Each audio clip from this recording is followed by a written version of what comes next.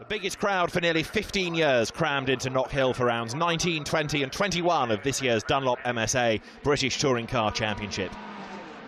It was Rob Austin who claimed his first ever BTCC pole position in qualifying on Saturday, and the Audi A4 driver made a stellar getaway for the opening contest.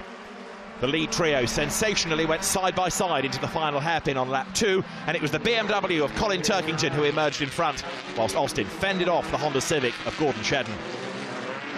Former BTCC champ Turkington quickly put a gap between him and the tussling duo behind, before reigning champion Shedden eventually made it by the Audi of Austin on lap 4. Meanwhile, old adversaries Jason Plato and Matt Neal were having a ding-dong battle for 4th. The two made contact as Neal tried to pass, with Plato doing well to save his MG6 and maintain position. Drama followed further down the order when Nick Foster's BMW touched the Vauxhall insignia of Paul O'Neill. Both cars locked together on exit of the corner before O'Neill's insignia was fired across the track and into the barrier. That brought out the safety car.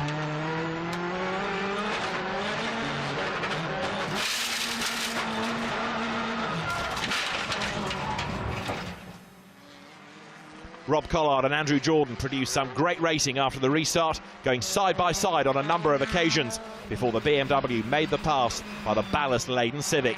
7th became 6th for Collard when he made a routine manoeuvre by standings leader Neal. The final podium positions produced the most entertainment in the closing stages after Adam Morgan nudged his way past Plato and set about closing down Shedden and Austin ahead of him. Austin made a series of attempts to reclaim 2nd, but when he realised that 3rd was in doubt, with the Sicily Avensis looming in his mirrors, he was forced to settle for 3rd, behind the victorious Turkington and local hero Shedden. Turkington doubled up by taking a commanding victory from pole position in the 2nd race of the day. The Ulsterman made a quick getaway from the line and never looked back, whilst Rob Austin moved ahead of Gordon Shedden's Honda Civic through turn 1. Rob Collard's impressive day continued as he produced another measured performance in race 2. After blasting by the Toyota Avensis of Adam Morgan off the line, he then went on to pressure two-time champion Jason Plato before passing the MG in the early stages to grab 4th. Matt Neal and Andrew Jordan remained inseparable throughout the contest to come home in 5th and 6th, although the race belonged to Turkington, who took a routine win from Austin and Shedden.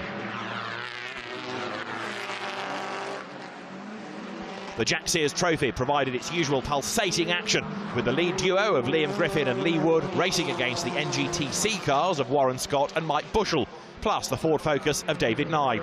It was Griffin who won his 2nd cup of the day as Wood got muscled out of the action. Nye ran wide and into the gravel before limping back to the pits with a puncture. Andrew Jordan took a lights-to-flag victory in the final race at Knockhill, producing a flawless drive ahead of Honda's Matt Neal and the BMW of Rob Collard.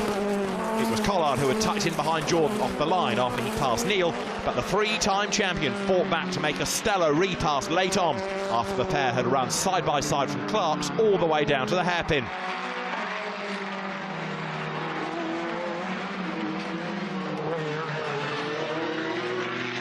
Behind that battle was local hero Gordon Shedden for much of the race after he made his way ahead of the Audi of Rob Austin in the early stages. With a solid points haul looking certain for the Scotsman, he faced late heartache when his car caught fire with what looked to be an engine failure on lap 17.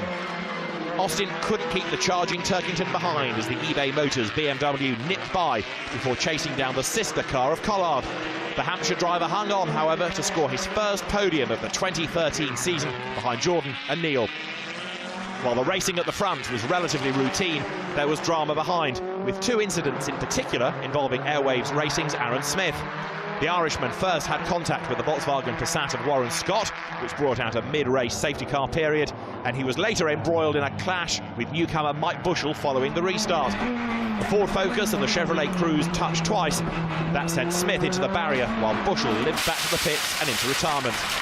After a great day's racing at Knockhill, we caught up with the race 3 winner, Andrew Jordan. Well, Andy, it's always nice to leave a circuit with a lovely haul of silverware, and great to get a victory in the final race here at Knockhill. Yeah, and a bit unexpected, you know, if you'd said at the start of the day or even at the end of the day yesterday after qualifying, knowing we had the grid penalty, it was going to be a tall order, but we put all our eggs in the race 3 basket and put all our efforts in that, used the soft tyre, and fantastic, the car was absolutely faultless, and yeah, I actually enjoyed it.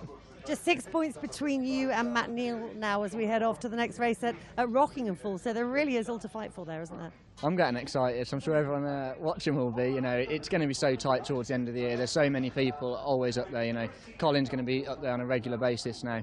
You've got Jason, and he'll be in the mix, I'm sure, at the end of it. So it's going to be an interesting end to the season. Rockingham, I think, we're very strong at. Knockhill was always going to be a BMW circuit or a rear-wheel drive circuit, a bit like Croft was. But I still think they'll be strong everywhere else. But you know, Rockingham is where our cars come into its own. A lot of high-speed corners where the Civic really handles very well. It's a very different kind of track, isn't it? It is. There's a lot of high-speed corners. Equally, then there's thrown in a few slow chicanes and hairpins, good for overtaking. But the fast corners are really where the Honda Civic works really, really well. And what do you? Jason Plato here hasn't done particularly well, but are you expecting him to be back in the mix? He's one of the best. He will be. I'm sure it'll be.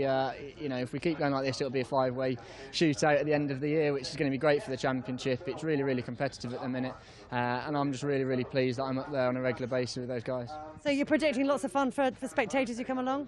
Oh, absolutely. You know, it's the Premier Championship around. The racing's absolutely fantastic and action all day long. So yeah, it's going to be a good one. See you there. See ya.